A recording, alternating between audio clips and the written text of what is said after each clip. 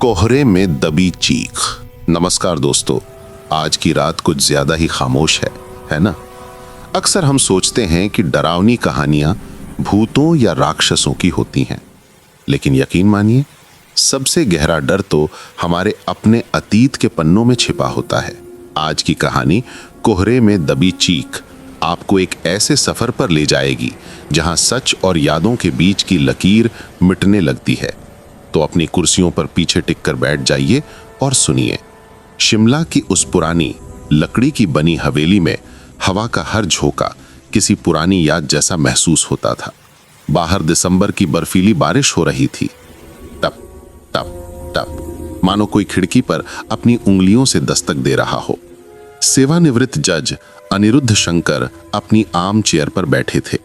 उनकी उम्र 75 के पार थी, लेकिन आंखों में आज भी वही सख्ती थी जो कभी कोर्ट रूम में मुजरिमों को कपा देती थी। लेकिन आज उनकी उंगलियां कांप रही थीं।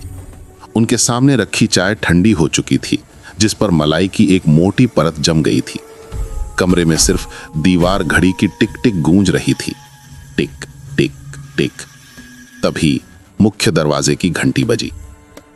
इतनी रात गए कौन हो सकता है? अनिरुद्ध ने अपनी छड़ी उठाई और घुटनों के दर्द को नजरअंदाज करते हुए खड़े हुए। घर में सन्नाटा था। उनकी बेटी मृणालिनी शहर गई हुई थी दवाइयां लाने। नौकर रामदीन अपनी कोठरी में सो चुका था। उन्होंने दरवाजा खोला। सामने एक युवक खड़ा था, भीगा हुआ। उसके काले कोट से पानी की बूंदें रिस रही थीं। चेहरे पर गहरी खामोशी थी और आंखों में एक अजीब सी चमक जो अनिरुद्ध को बेचैन कर गई। जी, कौन है आप? अनिरुद्ध ने कड़े स्वर में पूछा। युवक ने कोई जवाब नहीं दिया, बस अपनी जेब से एक पुराना पीला पड़ चुका लिफाफा निकाला और अनिरुद्ध की ओर बढ़ा दिया। वकील साहब ने भेजा है? अनिरुद्ध ने लिफाफा लेते हुए पूछा। उन्हें लगा शायद कोई कानूनी दस्तावेज होगा। युवक ने बस इतना कहा, नहीं, इसे समय ने भेजा है। उसकी आवाज कितनी जानी पहचानी थी। अनिरुद्ध का दिल जोर से धड़कने लगा। उन्होंने युवक को अंदर आने का इशारा किया, न चाहते हुए भी। अंगीठी के पास बैठकर युवक ने अपने हाथ सेकने शुरू किए। अनिरुद्ध ने कांपते हाथों से लिफाफा खोला। अंदर एक तस्वीर थी, ब्लैक एंड व्हाइट, एक औरत की जो सलाखों के पीछे खड़ी रो रही थी, और साथ में एक अखबार की कटिंग, हवेली हत्याकांड, मालकिन को आजीवन कारावास। अनिरुद्ध की सांसें अटक गईं। यह था केस नंबर 402, उनका सबसे चर्चित फैसला 25 साल पहले का। आप कौन हैं? अनिरुद्ध की आवाज लड़खड़ा गई। युवक ने अंगीठी की आग को घूरते हुए कहा, मेरा नाम कबीर है। कबीर, जिसका बचपन अनाथालयों के अंधेरे कोनों में बीता, क्योंकि जज साहब ने सबूतों से ज्यादा अपनी अंतरात्मा की आवाज सुनी थी। अनिरुद्ध पसीने से तरबतर हो गए, बावजूद इसके कि कमरे में ठंड थी। देखो, वो फैसला सबूतों के आधार पर था। उर्मिला देवी ने अपने पति को जहर दिया था। गवाह थे वो रसोइया, क्या नाम था उसका? बद्री प्रसाद। कबीर ने वाक्य पूरा किया।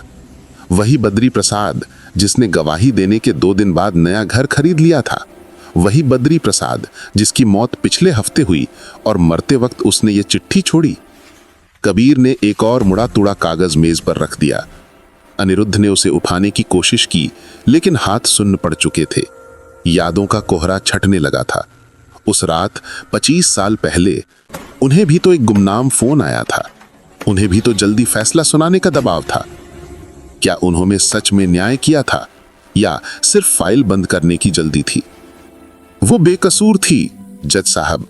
कबीर की आवाज अब धीमी लेकिन भारी थी, जैसे कोई पत्थर सीने पर रख दिया गया हो। मेरी माँ ने जेल की काल कोठरी में दम तोड़ दिया, और आप यहाँ इस आलीशान हवेली में उस सम्मान के साथ जी रहे हैं जो आपने एक निर्दोष की लाश पर कमाया था। कमरे में सन्नाटा इतना गहरा था कि अंगीठी में लकड़ी के चटकने की आवाज भी गोली जैसी लग रही थी। अनिरुद्ध अपनी कुर्सी में धंस गए। मैं क्या कर सकता था? सबूत थे। कबीर ने तीखी नजर से अनिरुद्ध को देखा। सबूत थे, डायरी के वो पन्ने जो पुलिस ने गायब कर दिए थे, जो आपकी मेज पर कभी पहुंचे ही नहीं, या शायद आपने देखना नहीं चाहा। अनिरुद्ध को अचानक याद आया, एक नीली डायरी, हाँ, पेशकार ने दी थी, लेकिन उस शाम उन्हें क्लब जाना था। उन्होंने उसे बिना पढ़े ही। हे भगवान! बाहर बिजली कड़की, कमरे की बत्ती गुल हो गई। अंधेरे में केवल अंगीठी की लाल चमक बची थी। मुझे माफ कर दो, अनिरुद्ध बुदबुदाए। अगर मैं गलती सुधार सकता। अंधेरे में कबीर की आवाज आई, गलतियां सुधारी जाती हैं जज साहब, गुनाह नहीं। मैं यहां बदला लेने नहीं आया, मैं बस आपको ये देने आया हूं। मेज पर कुछ रखने की आवाज आई। तभी जनरेटर चालू हुआ, बत्ती वापस आई। सामने की कुर्सी खाली थी, कबीर गायब था, मुख्य दरवाजा वैसे ही बंद था, चिटकनी लगी हुई थी। क्या वो कोई वहम था? क्या अनिरुद्ध का बूढ़ा दिमाग खेल खेल रहा था?